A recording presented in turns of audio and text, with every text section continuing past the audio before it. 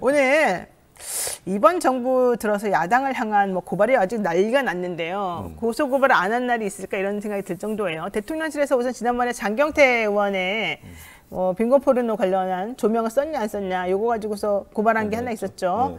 그리고 난 다음에 두 번째로 김종대 전 의원과 그다음에 김어준 씨를 어제 또 고발했습니다. 근데 김종대 의원하고 저하고 저희 방송에서 같이 사실은 그 의혹을 제기를 했었었는데 역시 매체가 크니까 뉴스공장에서 발언한 거 가지고 고발을 했군요.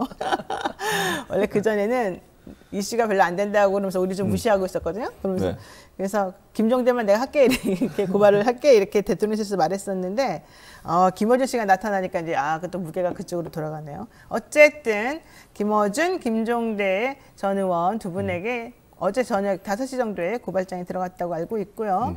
서울 서초경찰서? 아니죠. 서울청에서 직접 수사를 한다고 얘기가 되고 있습니다. 그리고 김의겸 의원과 더 탐사 최초 제보자 등에 대해서는 법무부 장관이 또 지금 엄청 공격하고 있습니다. 고소고발도 하고 있고 10억이나 되는 돈을 연대에서 내놔라. 거기 되게 영세한 사람들이거든요. 이 기자들 전부 다. 근데 어쨌든 10억. 아유 참내원. 이거 어떻게 보십니까? 아니, 그러니까 일단 법무부 장관이 고소고발하는 거는 대단히 부적절하다고 저는 생각해요. 먼저. 대통령실은 괜찮아요? 아니, 아니지. 좀 그건 나중에 얘기하고 일단 법무부 장관부터 얘기를 하면 법무부 장관은 검찰의 사무를 감독하는 그런 역할을 하는 곳이잖아요. 네. 그리고 잘 아시는 것처럼 이번 정부에 검찰총장 임명이 늦어지면서 실제적으로 본인이 검찰 인사를 다 주도해서 하셨던 분이에요. 네, 맞아요. 그런 분이 개인적인 일로 고소고발을 하게 되면 그럼 검찰이 과연 어떻게 반응을 할까요? 이게 물론 고위공직자가 본인이 억울해서 뭐 고소고발하는 거 개인적인 일로 고소고발하는데 뭐가 문제냐 이렇게 얘기할 수 있죠. 법적으로 문제는 없죠. 네. 그러나 이게 윤리적 관점에서 보거나 고위공직자의 어떤 그 직책이라는 점에서 본다고 하면 대단히 이거는 부적절하다고 저는 생각해요. 뭐 그러면 아예 차라리 장관직을 그만두고 일반 개인으로서 할 수 있죠. 네. 나는 그런 일 한 적 없는데 왜 그런 가짜뉴스를 얘기하냐 라면서 얘기할 수 있겠죠. 근데 장관의 업무를 하면서 그렇게 하면 그러면 지금부터요 뭐 어떤 사람도 장관들 예를 들면 뭐 한동훈 장관 포함해서 어떤 장관에 대해서 무슨 의혹을 제기할 수 있겠어요. 뭐 다 고소고발하는데. 그렇죠. 그리고 법무부 장관 눈치를 물론 뭐 검사가 보면 안 되겠지만 원칙적으로는 안 본다고 하지만 그게 영향을 안 미치겠어요? 기본적으로.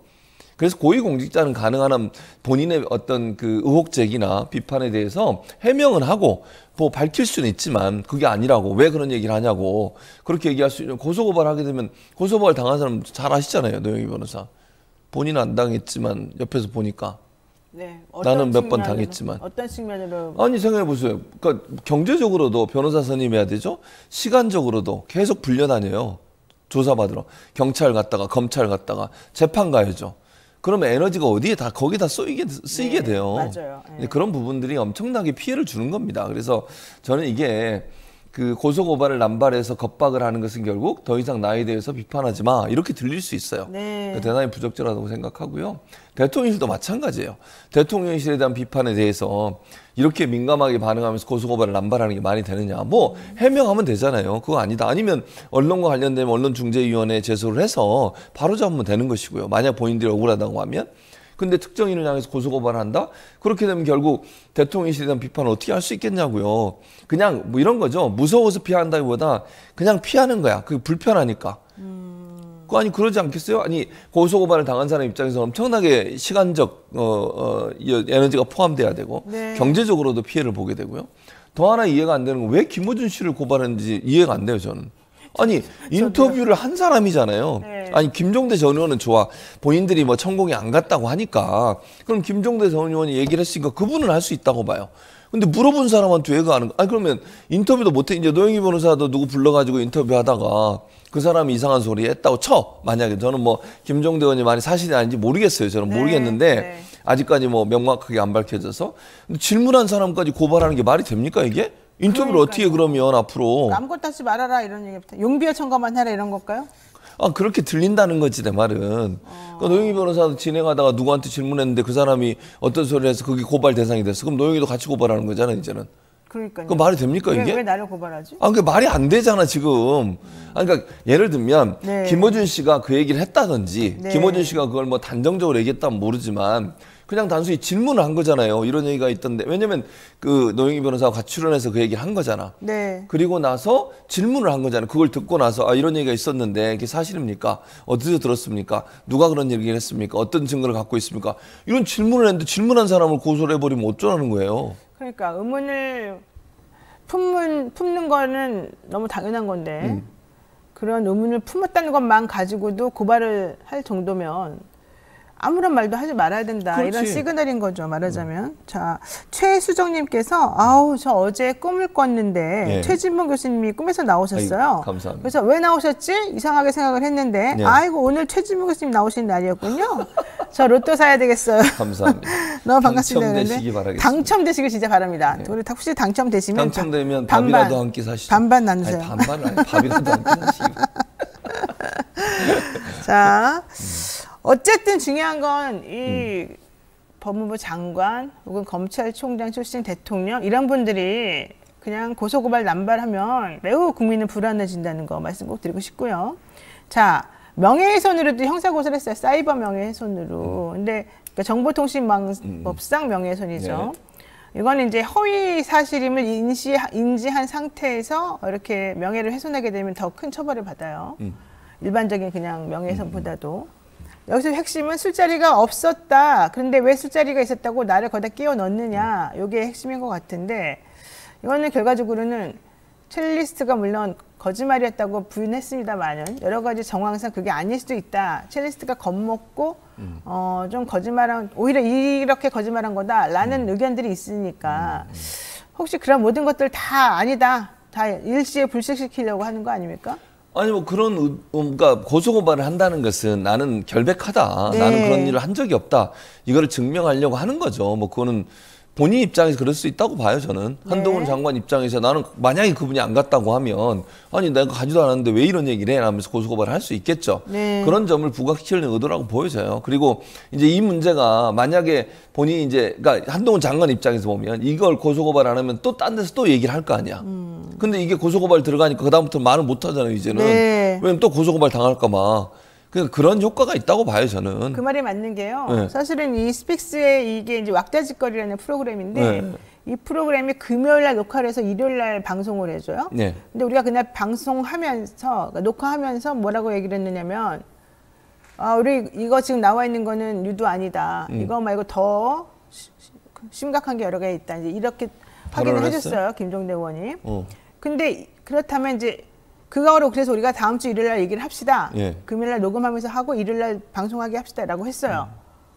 근데 지금 이렇게 고소 고발이 들어오는 거예요, 고발이. 그럼 편집하겠네? 그러면 김종대 의원이 말을 할까요? 안 하겠지. 못 하겠죠. 이제 이미 고발이 들어와 있는데. 그렇죠. 그러면 그 방송을 같이 우리가 5명이 같이 하거든요. 네. 그 5명은 어떻게 할까요? 말을 안 하겠지. 우리도 말을 안 하겠죠. 당연하지. 그러니까 앞으로 더 심한 말 나오지 못하게 해라라고 하는 그 대통령실의 고도의 전략 이런 것을 여기 먹혔다고 봐야 되겠네요. 사실은 당연하죠. 아니든. 그러니까 예전에는요 기업들이 이런 전략을 많이 썼었어요. 아, 네. 기업에 대해서 비판적인 얘기하고 이러면 고소고발을 해가지고 더 이상 말을 못하게 막는 거잖아요. 네. 근데 이번에 이제 검찰총장 출신의 대통령이 되면서 그리고 나서는 이제 뭐 법무부 장관 뭐 이런 분들이 계속 고소고발을 해가지고 본인들에 대한 어떤 의혹적 이런 부분들을 원천적으로 봉쇄하려고 하는 의도가 있지 않나 네. 이런 비판을 면할 수가 없는 거죠. 그러니까 이런 고소고발 아까도 말씀드렸지만 이제 일반인들은 잘 안 당하셔서 그럴 수 있는데요. 고소고발 한두 번 당하잖아요. 진짜 피곤해요. 정말 피곤해요. 네. 맞아요. 저도 당해보셨잖아요. 저도 두 네. 번이나 당했잖아요. 다 그 발언한 것 해결됐습니까? 때문에 아니 하나는 해결이 안 됐어요. 그 뭐 지만원 씨한테 고소당하고 이랬거든요. 근데 그때도 보면 검찰 조사 받으러 가야죠. 변호사 선임해야죠. 뭐 또 서면 이거 써야 되죠. 재판 가야 되죠. 시간 많이 얼마나 뺏기고. 시간 뺏기고 신경을 거기에 써야 되니까 딴 일을 못 해요. 그러면 그러니까 그거는 엄청나게 사람 불편하게 하는. 그리고 그게 또 금방 끝나는 게 아니잖아요. 만약 고등법원과 대법원까지 하면 2년 3년이 걸려요. 그거 가지고 계속 끌려다니는 거잖아요. 네. 그 다음부터는 이제 피곤하니까 안 하려고 그래요. 내가 왜 그런 얘기를 해가지고 괜히 고소를 당해? 고소당해서 왜 내가 피해를 당해야 돼? 이런 생각이 드니까 네. 더 이상 안 하게 되는 거잖아요. 그러면 그렇죠. 입을 막는 게 되는 거죠. 결국. 맞습니다. 자, 어쨌든 대통령 관절을 물색하는 과정에서 그러니까 지난 인수위 시절 4월경에 대통령 관절을 어디로 할 것인가. 그러니까 청와대에서 나온다는 것 때문에 지금 다 벌어진 일이에요. 그렇죠. 근데 이번에 영빈관도 다시 쓴다 그러고 결과적으로는 청와대에서 나온 보람도 없어요. 돈만 많이 쓰고 어쨌든 그런데 아직도 이사는 지금 진행 중이고. 네. 자, 4월 달에 처음 이제 인수위가 꾸려졌을 때 대통령 관저를 새로 만들어야 된다라고 하면서 물색하면서 육군참모총장이 쓰는 공간을 쓰겠다라고 했다가 갑자기 다시 외교부 장관 공간을 쓰겠다라고 바뀌는데 그 과정이 좀 이상했었거든요. 우리가 보기에는. 그러니까 이제 거기에 천공이 관여했다더라. 이제 이런 얘기를 한 거예요. 김종대 전 의원 같은 경우에는 이제 들은 얘기를 설명을 해준 건데요. 남욱 씨는 그렇게 들은 얘기 많이 해도 하나도 안 혼나는데 우리 김종대 전 의원은 들었다고 얘기하면 이렇게 고소고발 당하는군요.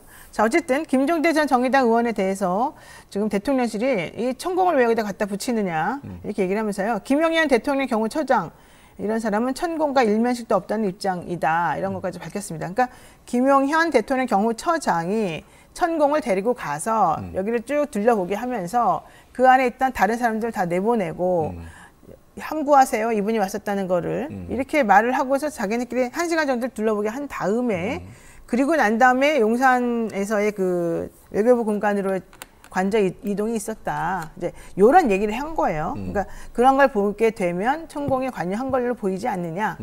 이게 핵심이었는데 이제 요거를 대통령실은 매우 심기 불편해하시고 가짜 뉴스라고 좀 얘기하고 있습니다. 자, 이렇게 되면은 야당과 언론에 대한 재갈 물리기다 이렇게 볼 수 있습니까? 그러니까 아까 제가 말씀드렸잖아요. 뭐 네. 저는 이게 사실이냐 아니냐는 몰라요. 네. 모르고요. 뭐 김종대 의원이 그런 발언을 하신 거니까 그분이 이제 만약에 여러 가지 뭐 증거가 있다면 증거를 제시하겠죠. 그러나 이제 제가 말씀드리고 싶은 건 이런 거예요. 대통령실이나 장관이 이런 분들이 고소 고발을 하게 되면 어떤 의혹도 제기가 어려워져요. 그러면 그러니까 왜냐하면 어떤 의혹을 제기했을 때 내가 고소 고발을 당할 수 있다는 그런 불안감이 들면 누가 얘기를 하겠어요. 누구한테 들어도. 만약에 김종대 의원이 이 얘기를 들었다고 쳐요. 뭐 모르겠어요. 저는 사실관계는 분명히 제가 전제로 말씀드립니다. 근데 들어도 그걸 얘기할 수 있겠어요? 네. 얘기했다가 또 야 뭐 증거도 없는데 고소고발 당하면 어떡하지? 이런 생각이 들면 말을 안 해요. 네. 그날도 근데 약간 그 말씀하시기 전에 고민하셨나요? 아, 녹화할 때? 네, 그럼요. 그러니까. 고민했죠. 근데 말할까 말까 했다며요. 그러니까 변희재 씨가 그랬다며 괜찮다고 얘기하라고. 변희재만 그런 게 아니라 다 그랬어요. 아, 다 그랬어요? 네. 그래가지고 말을 했다고 어제 변희재 씨하고 내가 들었는데 어쨌든 그러면서 변희재 씨가 한다는 소리가 스픽스는 약하니까 고발을 안 하고 뉴스공장이 강하니까 뉴스공장만 고발하더라. 뭐 이런 얘기를 김어준이 강하니까 김어준만 하더라. 뭐 거지. 그런 얘기를 하더라고요. 어쨌든 그걸 다 떠나서 중요한 건 이렇게 권력을 갖고 있는 사람들이 또는 검찰과 직간접적으로 영향을 행사할 수 있는 위치에 있는 사람들이 고소고발을 남발하는 것은 그분들에 대한 의혹 제기나 국민적 어떤 그 문제 제기를 원천적으로 봉쇄하는 효과가 나타나요. 그건 좋지 않다는 거죠. 아니 권력기관은 늘 언론의 감시, 그다음에 국민의 감시를 받아야 되는 대상인데 어떤 것도 뭐 의혹을 제기할 수 없게 돼버리면 그러면 성역이 되는 거잖아요, 결국은. 네. 그게 과연 바람직합니까? 국민을 위해서 그게 도움이 되냐고요, 제 말은. 그러니까 이런 고소고발의 남발은 줄여야 된다고 생각해요, 저는. 대통령실이나 이렇게 장관이나 이런 고위공직자들은 본인이 직에서 물러나서 하는 것은 문제가 없지만 현직에 있으면서 이런 고소고발을 남발하면 대통령이나 법무부 장관이나 검찰과 직간접적으로 영향력을 행사할 수 있는 거잖아요. 그런 자리에 있는 사람이 고소고발 남발하면 어떻게 되겠어요? 자, 여기서 핵심은 이게 가짜뉴스였다는 거예요. 이 고발의 핵심은. 자, 그럼 가짜뉴스인지 아닌지를 확인하려면 김종대 의원이 누구로부터 들었다. 거기 이제 온 사람과 관련해서 들었다는 얘기를 들었으니까 그 사람이 누군지 밝히면 되겠죠. 그러나 지금 말씀하신 것처럼 밝히기가 어렵겠죠. 그 그렇지. 사람이 지금 현재 육군에도 있고 육군도 지금 다 전면 부인하고 있는 상황이기 때문에 그러니까. 그럼 우리는 그런 사람들을 취재 같은 거 했을 때 기자들이 어떤 정보를 받았지만 그 정보를 누구로부터 받았는지 밝히기 어려울 때 무슨 권리를 줍니까? 취재원 빈입권이라는 권리를 줍니다. 취재원이 누군지 밝히지 않고 숨길 수 있는 권리를 주죠. 그걸 가지고서 뭐라고 할 수 없단 말이에요. 왜냐하면 그거 주지 않으면 제대로 된 이런 그 기사 취재가 안 되니까. 자, 이런 상황에서도 김종대 의원은 본인이 그렇게 해서 들었다는 거고 누구랑 얘기했다는 걸 우리한테도 사실 다 말했어요. 말했으나 어쨌든 본인이 그걸 소리내서 말할 수는 없는 상황이기 때문에 본인은 진실이다. 이런 얘기를 지금 계속 하고 있습니다. 그래서 김종대 의원의 입장이 어저께 나왔어요. 혹시 뭐 보신 거 있으세요? 김종대 의원의 입장이요? 네, 고소고발 당한 다음에 네, 뭐라고 됐습니까? 본인이 입장을 냈어요. 그래요? 저는 네. 못 봤습니다. 자, 뭐라고 했느냐면은 네. 법정에서 진실을 다투겠습니다. 용산 대통령실에서 저를 형사 고발한다는 소식을 들었습니다. 이건 이제 고발하기 바로 직전에 쓴 건가 봐요. 네. SNS 쓴 건데. 저뿐만 아니라 제가 출연했다는 이유로 김어준의 뉴스공장도 고발된다고 합니다. 그래서 결국 김어준 씨도 같이 고발했답니다. 어제 5시 정도에. 제가 지난 일요일에 유튜브 방송을 통해서 제기한 의혹에 대해서 이렇게 신속하고 명확한 응답을 듣게 되었군요. 이럴 때는 무척 소통이 잘 되는 권력입니다. 지난 6개월 이상 제보받은 사실을 확인하려고 백방으로 노력했는데도 그때는 지지부진하더니 말입니다. 어차피 이렇게 된 것 법정에서 진실을 다투겠습니다.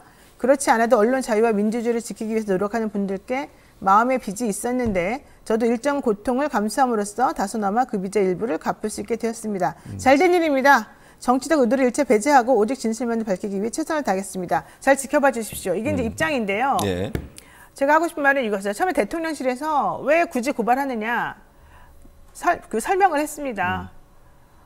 가짜뉴스를 양산해가지고 사람들에게 퍼뜨리면 안 된다. 그렇지만 처음에 방송에 나간 다음에 별로 사람들이 관심이 없고 이게 이슈화가 되지 않으니까 김어준하고 지금 손을 잡고 하는 거 아니냐.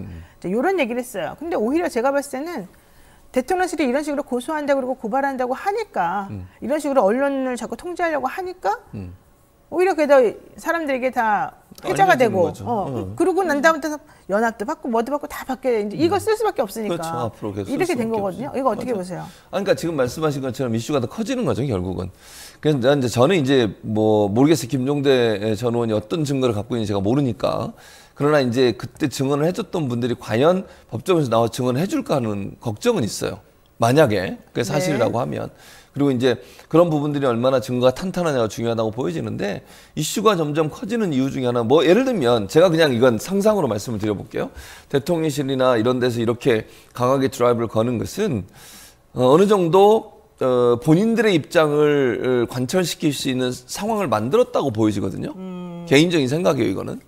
그렇기 때문에 그래서 혼을 한번 내주고 예컨대 또는 뭔가 처벌을 받게 하면 그다음부터는 이런 얘기를 한 사람이 없어질 거라고 생각할 수 있다는 거지. 전략적으로 보면. 그래서 이제 중요한 건 김종대 전 의원이 어떤 증거를 갖고 있냐가 제일 중요하다고 저는 봐요. 이거 명백하게 어떤 증거를 갖고 있어야 되고 지금 사람의 증언을 이제 진술을 듣거나 아니면 증언을 들어가지고 해결할 수 있는 문제는 아닌 것 같아요. 예를 들면 현직에 있는 사람 아까 얘기했듯이 누가 나와서 거기서 증언을 하겠어요, 예컨대. 할 수가 없잖아요. 또 만약에 뭐 육군의 고위직에 있던 분이 퇴임을 했더라도 대부분 이제 장성으로 퇴임한 분들은 또 그 정부 기관에 산하기관에 이런 데 가는 경우들이 많이 있거든요. 그렇기 때문에 현 정부의 각을 세우는 그런 발언하기가 상당히 어려워요. 그런 것들을 아마 대통령실은 염두에 두고서 하는 것 같은데 뭐 진실은 저는 모르겠습니다만 그런 상황이라고 하면 사실은 대통령실 입장에서는 이게 한번 본때를 보여주자라는 의도가 있지 않나 이런 생각이 들어요. 네. 자, 두 번째 보겠습니다. 자, 윤석열 대통령 지금 이상민 행안부 장관 해임 건의안 관련해가지고 앞으로 8일이나 9일 정도에 좀 뭔가 중대 결정을 해야 될 수도 있겠습니다. 대통령이 내년 초에 그런 상황에서 일부 부처 장관을 교체하는 개각을 추진하고 있다. 이런 내용이 알려졌거든요. 근데 이상민 장관에 대한 해임 건의안은 수용하지 않고 끝까지 버텨라라고 했었었는데 갑자기 내년 초에 장관을 교체한다. 이런 말이 나오는 것은 무엇일까요? 이 장관 자체도 자기가 교체하겠다는 건가 아니면 그래도 끝까지 이상민은 냅두고 다른 사람만 교체하겠다는 뜻일까요? 다른 사람만. 다른 사람만? 네. 왜요? 이상민 좋아하니까요. 왜 좋아해요? 몰라요. 그건 내가 어떻게 알아요? 그 두 분이 친하신가 보지. 아니 왜냐면 이 정도로 문제가 있고 이 정도로 국민적 비난을 받고 비판을 받으면 교체하는 게 맞아요. 원칙은 그래야 돼요. 아무리 자기하고 친하고 아무리 가까워도 이런 그러니까 여론에 악영향을 미치는 요소잖아요. 해임안 건의안까지 나왔고 탄핵 건의안까지 나오겠다고 하는 탄핵까지 하겠다고 하는데 이런 상황에서 계속 이상민 장관을 끌고 가는 모습을 보면 본인이 만약에요 개각을 해가지고 이상민 장관 쫓아내 보세요. 어떤 생각이 들겠어요? 국민들은 뭐 하는 짓이지? 이런 생각이 들지 않겠어요? 아니 그 이상민 장관을 그대로 놔두는 이유가 이상민 장관하고 개인적으로 친해서 그런 거예요? 아니면 이상민 장관이 아무런 잘못이 없다고 생각해서 그런 거예요? 둘 다인 것 같아요. 아, 둘 다. 제 생각은 그렇다는 거야. 그러니까 대통령 입장에서 이상민 장관이 책임질 일이 아니라고 생각하는 것 같고 두 번째는 친분도 있는 것 같고 그러니까 특별히 어깨도 두들기고 이러잖아요. 가까이서 보면. 그리고 이 정도로 비판을 받고 예를 들면 12구 참사로 인해서 가장 책임 있는 사람이 이상민 장관인데 그 사람에 대해서 전혀 책임을 묻지 않는 태도를 보이는 것은 두 가지 나가 있다고 저는 봐요. 그러니까 이상민 장관을 물러나게 함으로써 하면 이상민 장관의 책임 있다는 걸 인정하는 꼴이 되잖아요. 그걸 인정하기 싫은 거잖아요, 결국. 알겠습니다. 자, 현재로서는 산업통상자원부 그리고 문화체육관광부 등이 개각 대상으로 거론되는데 이 산업통상자원부랑 문화체육관광부는 뭘 잘못했길래 개각하려는 거죠? 산업통상자원부 같은 IRA. IRA. 그게 이제 미국과 연관된 거잖아요. 네. 우리 전기차의 그 보조금을 못 받게 된 사안. 누군가 책임을 져야 된다는 근데 거지. 그와 관련된 정보는 이미 다 보고가 됐었다고 산통부에서 그렇죠. 말했었는데 그렇죠. 그래도 책임져야 그러니까 왜냐하면 돼요? 누군가는 책임지게 만들어야 되잖아. 그러니까 그 정도 가지고도 책임을 지게 하는 사람이 행안부는 괜찮아요? 그러니까. 사람을 다 그렇게 죽었는데. 그게 말이 안 되는 거지. 그러니까 말이 안 되는 개각을 한다는 거예요, 제 말은. 그렇죠. 문체관광부는 왜 그래요? 문체부 장관은 업무 능력이 떨어진다고 판단하는 것 같아요. 뭐 했는데? 몰라요.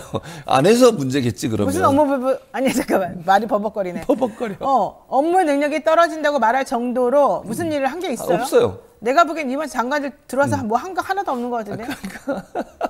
수사했잖아. 아니 제가 그래서 궁금한 게 네. 어젠가 그전가가 그 이재명 민주당 당대표 100일 되는 날이었잖아요. 당대표 100일. 그래서 이제 기자회견을 안 하고 이제 본인이 이제 간단하게 얘기를 했어요.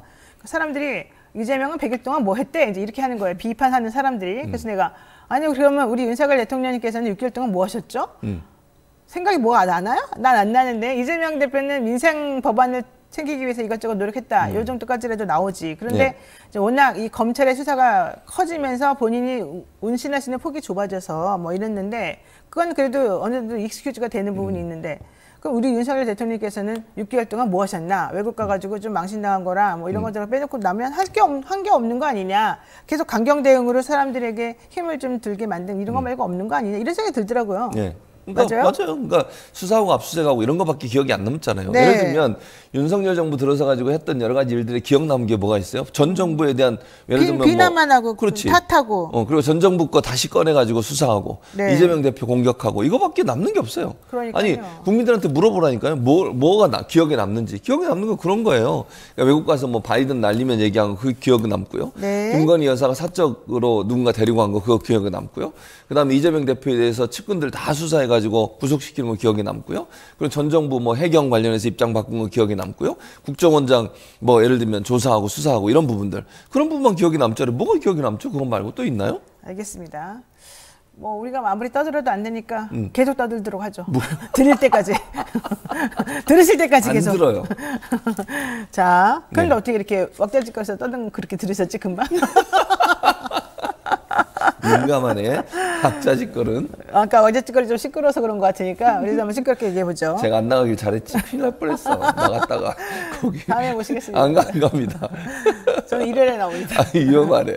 자, 요 얘기 한번 해보겠습니다. 민주당이 이제 이상민 장관 해임 건의안 뭐 얘기하는데 결과적으로 이게 다 통과가 되더라도 대통령 거부권 행사할 거다 이런 얘기 있어요. 그렇다면 결국 탄핵으로 간다 이런 얘기였는데 해임이나 탄핵안 뭐 결과적으로는 어떤 방식이 될까요? 저는 그러니까 개인적인 저는 이거 전망입니다. 탄핵안으로 가지 않을까 하는 개인적인 생각이 있어요. 왜냐하면 지금 회의만 냈는데 회의만을 내서 국회 본회의 지금 회의가 진행이 안 되고 있잖아요. 김진표 의장 회의를 개의를 안 했어요. 네. 그러면서 이제 약간의 그건 이제 우상호 의원의 말을 제가 빌려서 말씀드린 우상호 의원이 뭐라고 얘기했냐면 국회의장이 왜 나한테 두 개를 다 하라고 하냐. 하나만 해라. 이런 식의 뉘앙스로 말씀을 하신 걸로 전에 들었어요, 저는. 그래서 그렇다고 하면 사실은 둘 중에 하나 할 수밖에 없는 구조라고 하면 왜냐면 국회의장이 이걸 동의를 안 해주면 회의가 안 열리잖아요. 그렇죠. 그럼 아무것도 못 해요. 그런 상황이기 때문에 만약 해임 건의안에서 또 그걸 안 될 거 뻔하잖아요, 거의. 대통령 거부권 행사가 거의 확실시되는 상황에서 그거하고 또 한 번 본회의를 여는 게 상당히 어렵다는 거예요. 그러니까 정기국회 기관 때는 본회의를 계속 열 수 있지만 정기국회가 아닌 상태에서 본회의를 열려면 연달아 회의를 잡아야 되는데 회의가 못 잡는다는 거예요. 그래서 해임 건의안보다는 탄핵 수출안으로 갈 가능성이 높다고 저는 봐요. 그리고 탄핵 수출을 일단 하게 되면 3개월 직무가 정지가 돼요. 당장. 그게 저는 중요하다고 생각하거든요. 국민들은 이상민 장관이 업무를 계속 하는 것 자체에 대해서 상당히 불쾌해하고 있어요. 지금도 여러 가지 얘기가 나오고 있잖아요. 12구 참사 관련해서 마약 관련된 확인해 보자고 부검하자는 얘기까지 나왔다는 거 아닙니까? 네. 그 이상민 장관 어제 보니까 또 일부 그 유가족들만 만나신다며요. 네. 그거 갈라치기 한다 그러더라고요. 어처구니 없는 거 아닙니까? 그거 아니 만나려면 다 만나고 아니면 말지. 누구는 부르고 무슨 기준이에요 그러면? 그 선택된 예를 선택되다고 표현하는 것은 이상민 장관 입장에서 누구를 부른 그 사람 어떻게 선택한 거예요? 무슨 기준으로? 그럼 거기에 안 가는 유가족들은 뭡니까 대체 그러면? 네. 이게 이렇게 하면 안 돼요. 근데 그런 행동을 계속 하고 있잖아요, 지금. 그리고 무슨 뭐 파업하고 12구 참사를 동인선상의 사회적 재난이라고 얘기하고 이런 식으로 발언한 사람이 계속 그 자리에 앉아서 업무를 하는 게 맞습니까, 그러면? 네. 물론 헌재 가서 어떻게 결과가 나올지 모르겠어요. 또 법사위원장이 검사 역할을 하니까 그 사람이 제대로 할지 안 할지도 모르겠어요. 네. 그러나 당장 업무를 중지시켜야 돼요. 알겠습니다. 자, 참고로 국무위원 탄핵에 대해서는 전체 국회의원 3분의 1의 발의 그리고 2분의 1 이상이 찬성하게 되면 통과가 되고요. 이 소추된 안을 헌법재판소에 넘겨가지고 헌재 재판관들이 오케이를 해줘야 되는 거죠. 될까요? 만약에 탄핵으로 가면? 아니 뭐 될지 안 될지 근데 민주당은 자체적으로 로펌의 문의한 결과 가능성이 있다고 봐서 탄핵을 추진하는 거잖아요. 네. 근데 모르겠어요. 헌재 뭐 재판관들이 판단하는 거니까. 근데 제가 아까도 말씀드렸잖아요. 그게 안 된다 하더라도 그 역풍은 헌재에서 받는 거예요. 그래요? 민주당이 역풍을 받는 건 아니지. 안 하면 민주당이 역풍을 받는 거지. 이걸 추진 안 하면 민주당이 역풍을 받는 거고요. 네. 추진해서 나머지 안 되는 것은 민주당이 역풍을 맞는 게 아니에요. 그거는 누가 역풍을 맞겠어? 헌재가 역풍을 맞든 뭐 재판부가 역풍을 맞겠지. 네. 근데 민주당이 아무것도 안 하고 있어봐. 그게 더 욕먹을 일 아닙니까? 알겠습니다. 네, 오늘 여기까지 정리해야 될 것 같습니다. 8일, 9일 얼마 남지 않았는데요. 내일, 그러니까 이번 주에요, 말하자면은 어떻게 진행이 될지, 정말 야하고 협치를 하려는 마음이 여에게 있는지, 대통령님이 국민을 생각하는지, 혹은 사람들의 말을 좀 들어보려는 의지가 있는지 한번 제대로 확인해 보고 싶습니다. 오늘 최진봉 교수님과 여기까지 정리하겠습니다. 고맙습니다. 안녕.